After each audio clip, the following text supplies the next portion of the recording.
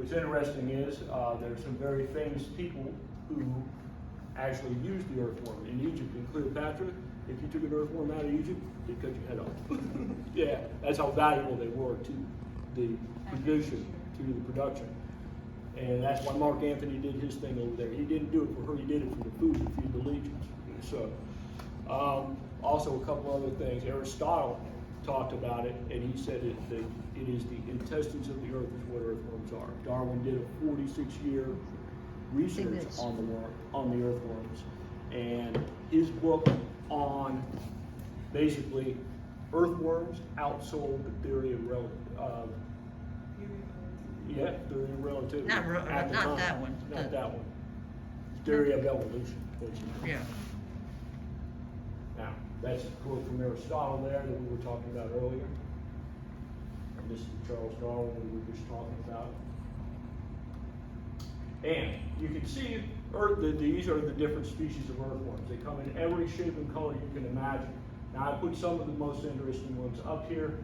Like this one, for instance. This is European Nightcrawler. They use that for fishing, but you don't want to use it for composting because basically they don't make the quality of compost that you want. So you got to get the right worm for the right job. This worm is interesting. It lives in Indonesia. It actually makes its own light. It glows in the dark. It's kind of neat. The blue worm is from Hawaii, and it's called the traveling worm. It makes good castings, but hence the name, you don't want to keep it. They're really nice. They're a good conversation piece. This has not been photoshopped or anything. These are actually the real colors. They travel during the full moon, so you don't want them necessarily for what you're doing. What the two main things for the earthworm are, now this is a tiger worm here. See the stripes? There's two types. The African Nightcrawler that they use for compost. Mainly the African Nightcrawler down here. It was developed by USF back in the 70s for orange production. And it is one of the only worms that can process the silica in the sand. And what's interesting about it is they don't die at 80 degrees. They can take temperatures of 110, 120 degrees. So they can be in your compost when the compost heats up, and you don't have to worry about your earthworms dying down here in the tropical environment. Now, the red worms are very good for a couple of reasons.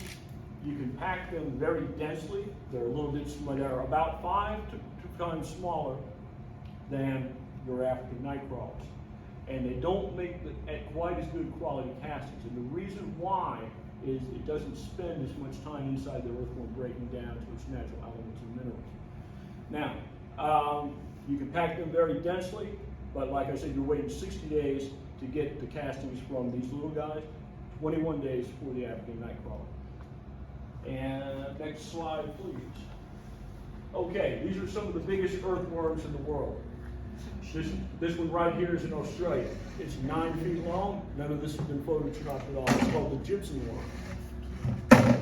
This is the giant Indonesian jungle worm that gets 16 feet. This is the largest worm in the world. It's in South Africa. It's 22 feet long. It was shot for undermining a roadway, the interstate, so they had to shoot. But none of that's been photoshopped at all either. Next slide, please. Okay, now, when you start doing your own compost and things, you are going to have certain things show up in your bin. Mainly, you're going to have these are earthworm eggs here. You can see the dime, how small they are. They're the shape of a football. They look like little amber footballs, and inside each one of those little amber footballs are between 7 and 21 worms, depending on the species of the worm. The red worm will have probably 8 to 10 in there.